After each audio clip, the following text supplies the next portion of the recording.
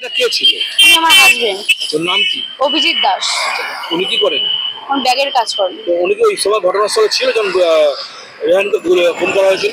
হ্যাঁ, ওনাকে বাড়ি থেকে ফোন করে ডেকে নিয়ে যাওয়া হয়েছিল যে রেহান অনেকদিন পর বাড়ি থেকে এসছে, মানালি এসেছিল যে ও ফোন করে আমার বউকে বললো যে আয় আমরা সবাই একসাথে আড্ডা মারবো। তো ওরা 4 জন বন্ধু একসাথে বসে ড্রিঙ্ক করছিল।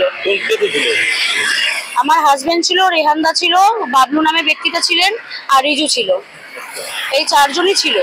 তো আমার হাজবেন্ড তখন বুঝতে পারেননি, ও সবাই আর কি ঠাট্টা করছিলেন, সবাই ওখানে বসে ড্রিঙ্ক করছিলেন।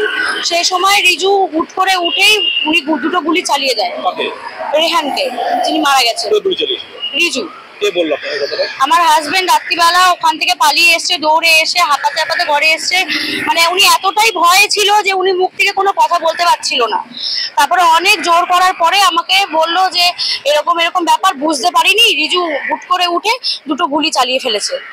ঠিক আছে, তা যখন চালিয়ে ফেলেছে আমার হাজবেন্ড ওখান থেকে পালিয়ে বেরিয়ে আসতে চায়, তখন রিজু আমার হাজবেন্ডের মাথায় বন্দুক ঠেকিয়ে বলেছে যদি এই কথাটা বাইরে যায় তোকে এর মতনই অবস্থা করবো।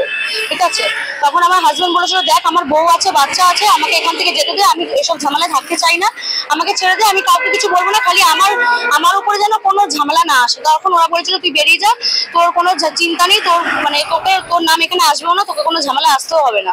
তো তারপরে সারা রাত আমার হাজবেন্ড ওভাবে ভয়েই ঘরে ছিল, কোথাও যায়নি, যেহেতু কোনো দোষ করেনি, ওনার কোথাও যাওয়ার দরকার পড়েনি।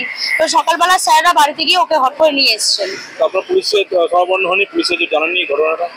পুলিশের কাছে আমরা যে আসবো, আমাদের তো ভয় দেখিয়েছিল, ওই জন্য তো আমরা আসিনি। আমার হাজবেন্ডকে আমি কথাটা বলেওছিলাম, এবার আমরা যে আসবো যদি কোনো রকম কোনো সমস্যা হয়, আমার একটা ছোট বাচ্চা আছে 8 বছরের, আমরা রিস্ক নিতে চাইনি।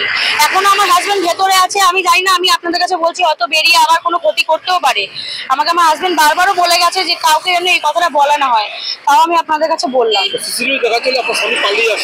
হ্যাঁ, ওই যে ভয় পেয়ে গেছে, ওকে বন্দুক দেখিয়ে বলেছে যে তোরও এই অবস্থা করবো, আর যদি ভালো চাস কাউকে বলবি না, এখান থেকে পালা।